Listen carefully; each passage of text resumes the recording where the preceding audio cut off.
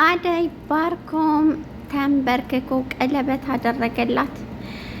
ፍቅር ተናደደች። ያየችው ማመን አቃታት።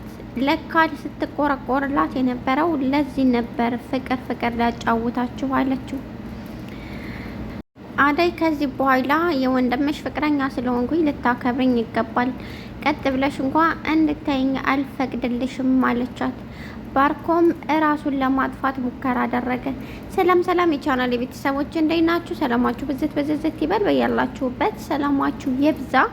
እንግዲህ ዛሬ ባርኮምና አደይ እኛም እንዲፋቀሩና አብረው ፍቅር እንዲጫወቱ የምንፈልጋቸው ባርኮምና አደይ ነበረ። ሁሉም ሰው ባርኮምና ፍቅር በተጋቡ እያለ የሁሉም ሰው ጭንቀት ነው የሆነው እና ነገር ግን ዴቭ በጣም ያሳዝናል ማለት ነው። እንግዲህ የራሱን ለማጥፋት ሙከራ አደረገ። የሚያየውን ነገር ማመን አቃተው። ፍቅር ደግሞ የኔ ወንድም ይሄን አያደርግም፣ በጭራሽ ይሄንን ልቀበለው አልችልም፣ ይሄንን ለእናንተ እናገራለሁኝ አለች። ፍቅር ሁሉንም ነገር ከዚህ በኋላ ልትቀበይ ይገባሻል። እኔ የባርኮም ፍቅረኛ ነኝ፣ እንዳንቺ እዚህ ቤትም መብት አለኝ አለቻት አደይ። ደቭ ይሄንን ህልም ነው በይኝ፣ በጭራሽ ይሄንን ልቀበል አልችልም፣ እየቀለድሽ ነው አደይ አይደለ? ይሄንን ቀልድሽን ብታቆም ይሻላል አላት። ምንም አይነት ቀልድ እንደማትናገር እና እውነት እንደሆነ ነገረችው። ዴቭ በጣም ተናደደ። ራሱን ለማጥፋት በቃ ከዚህ በኋላ ምን እሰራለሁ ብሎ ራሱን ለማጥፋት ሲማጎ ምናምን ይዞ ወደ ሽንት ቤት ሄደ። ባርኮም በጣም ደስ አለው ስለ ፍቅሩን ስለተቀበለችው እና የእሷ ፍቅረኛ ስለሆነ በጣም ደስ አለው። ነገር ግን ዴቭና ፍቅር እንዲሁም ሌሎቻቸው በጣም ደንግጠዋል። የዴቭ እህት ፍቅር ይሄንን እንዴት ልቀበል አለች። በነገራችን ላይ የዴቭ እህት በጣም ከባርኮም ጋር እንድትሆን ትፈልጋለች ማለት ነው። ዴቭን እንኳንም ተወችልኝ ተገላገልኩኝ እያለች ነበረ ስትል የነበረው።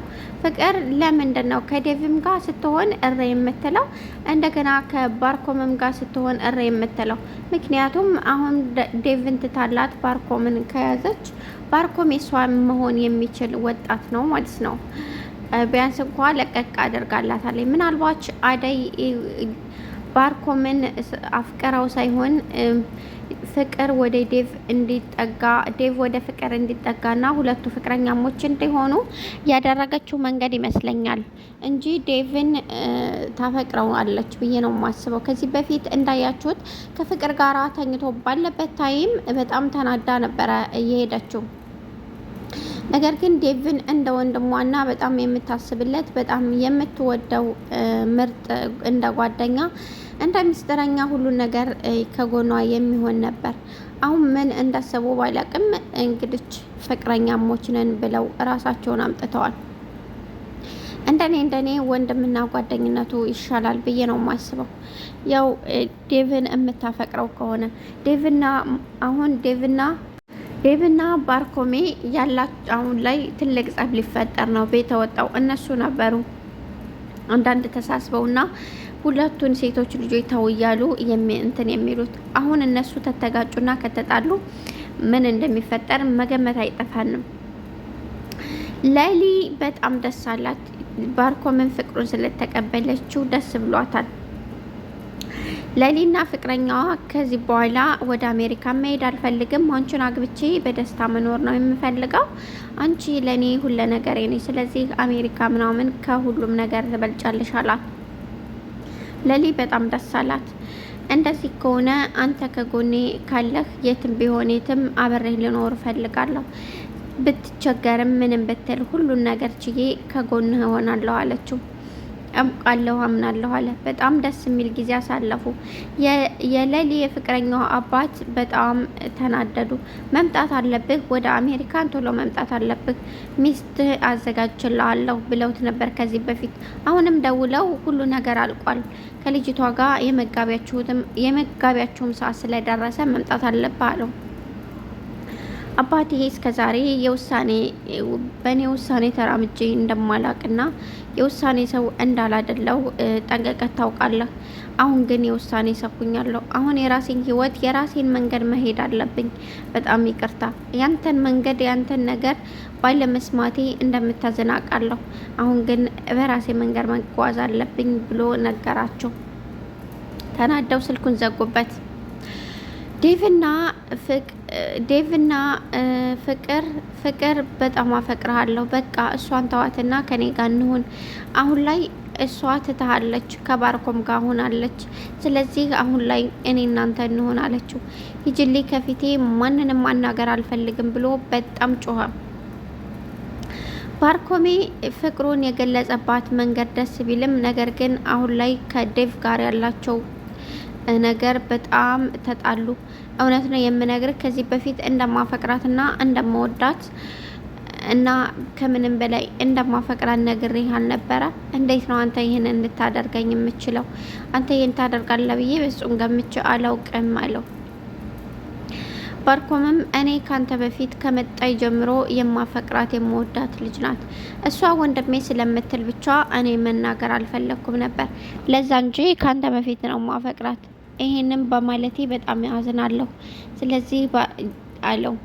ዴቭን በጣም ታሳፍራለህ። አንተ በዚህ መንገድ ትጓዛለህ ብዬ አስቤ አላቅም።